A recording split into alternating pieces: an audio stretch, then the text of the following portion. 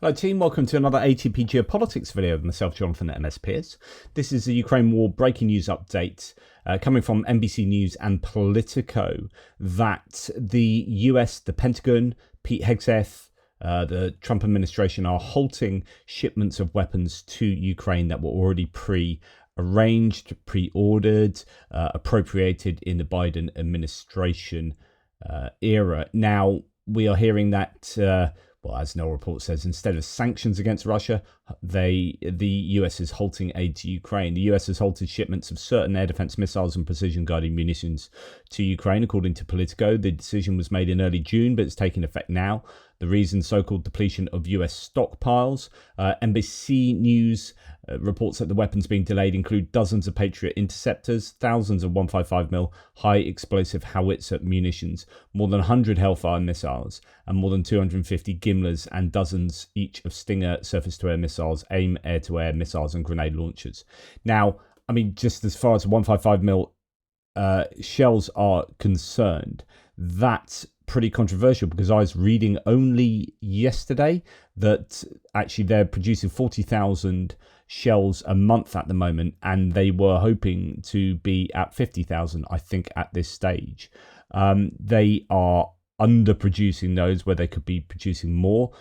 So it seems odd that they cut back on something like that.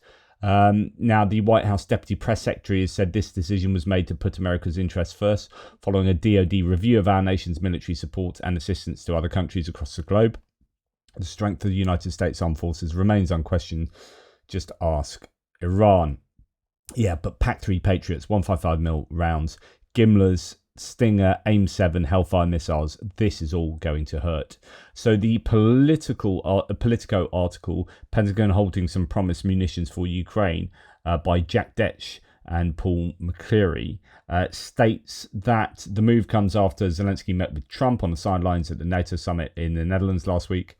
US President has been repeatedly frustrated in recent weeks by Russian President Putin's reticence to come to the bargaining table to end the war in Ukraine. Emerged from the meeting more sympathetic to Kyiv's cause than before, did not rule out sending more Patriot air defense systems, despite the Pentagon's decision to freeze aid, some aid including anti-aircraft and anti-missile systems. So this is just going against the indications that Trump was giving. Later on, it says the decision to the Pentagon to halt some of the shipments stoked fears among Ukraine's allies in Congress that the country would be left vulnerable to further Russian airstrikes. Munitions are a mix of air defenses and precision weapons that have been flowing to Ukraine for much of the past 2 years plus. The weapons are a mix of two different streams of support that the US have provided to Ukraine.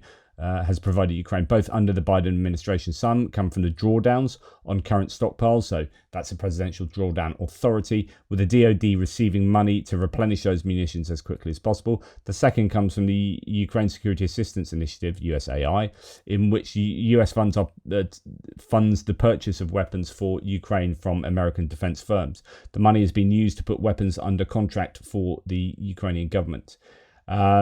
So money in the fund was all obligated by the end of the Biden administration, with deliveries coming whenever the systems are ready. The drawdowns from current stockpiles have continued under the Trump administration, which has been using up the last of the $61 billion in funding to replenish US stocks of weapons and provide billions in aid for Israel and other partners. Actually, it doesn't do that. There's still $3.8 billion left. The Trump administration has not requested any further aid, and there is enough left over from the Biden administration to last Ukraine several more months, according to an administration official. A person familiar with the halted munitions said the Pentagon had been dividing munitions into categories of criticality since February over concerns that the DoD was using too many air defense munitions in Yemen. The Pentagon had an action memo ready to deliver to Defense Secretary Pete Hegseth to freeze some of the most short-ordered munitions in US stockpiles to Ukraine, the person said, but the decision gathered dust on the DoD chief's desk for months as the agency went through personnel turnover. Plans were in place to redirect key munitions, including artillery shells, tank shells, and air defense systems, back to the US homeland or to Israel. So Israel basically gets Israel trumps Ukraine. Ukraine is deprioritized. Israel is the number one number one country to get donations from the US, it seems. They have proposed repeatedly since March to pause the shipments, the person said. Tom Caracco, a missile defense expert at the Center for Strategic and International Studies, said the decision underscores the vulnerability of Ukraine's forces. Quote, air defense won't win a war for you, but the absence of it will lose one fast. He said. Caracco pointed to Army budget documents revealing a quiet quadrupling of its requirement for Patriot MSE interceptors. But even with increased funding, he said, ramping up production will take time. You can't just flip a switch, he said. Of course, that switch should have been flipped 3 years ago. So it could be that there is justification for this, but then prior planning prevents piss poor performance. Pentagon halts weapons shipment to Ukraine amid concerns over the US stockpile, says NBC News. Just going to join it a little bit down here. So the delay comes after repeated appeals from Ukraine for additional US and European air defense weaponry as Russia has stepped up its air raids in recent months. Oh, no, actually, yeah, it's a very similar article, actually. It's probably reworking using Associated Press or something. But this one does have, the weapons being, so some details on the weapons. The weapons being delayed include dozens of Patriot interceptors that can defend against incoming Russian missiles, thousands of 155mm high explosive howitzer munitions, more than 100 Hellfire missiles, more than 250 precision-guided missiles known as GMLRS, so that'll be for the HIMARS, and dozens of each of Stinger surface-to-air missiles, AIM air-to-air missiles, and grenade launchers. The two defense officials, two congressional officials, and two sources with knowledge said. So it's a lot of people saying that. It's not looking good for Ukraine there, unfortunately. Is this a surprise? Not really. Does the US need to do this? Well, I would argue they don't need to supply Israel as much as they do Ukraine. That's my personal opinion, and I'll stick by that. It's controversial. This is going to hurt Ukraine. Absolutely, this will hurt Ukraine.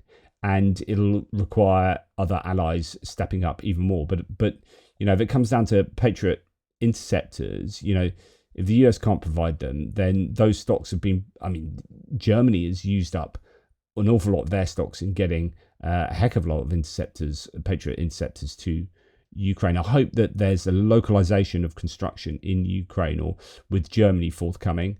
Maybe Japan could be drawn from, since they also provide Patriot or build under license Patriot interceptors, as far as I remember. So it might be that there are some options for some of these weapons, but not for all of them. It's just a real shame at a time when, you know, some things are going quite well for Ukraine, but other things, you know, are hanging a balance, I guess. Russia is, I think, on a precipice, and it would be very easy for the US to push it over the precipice, but the US refuses to do so. Trump refuses to put Putin in a difficult situation, and it's deeply, deeply frustrating. Anyway, that's enough from me. Hopefully that's of interest to you. It's not good news, but that seems to be the case with the US at the moment, and there's so much I could talk about with regard to the US. Just, it's going crazy over there, I can tell you. Anyway, take care. Speak soon.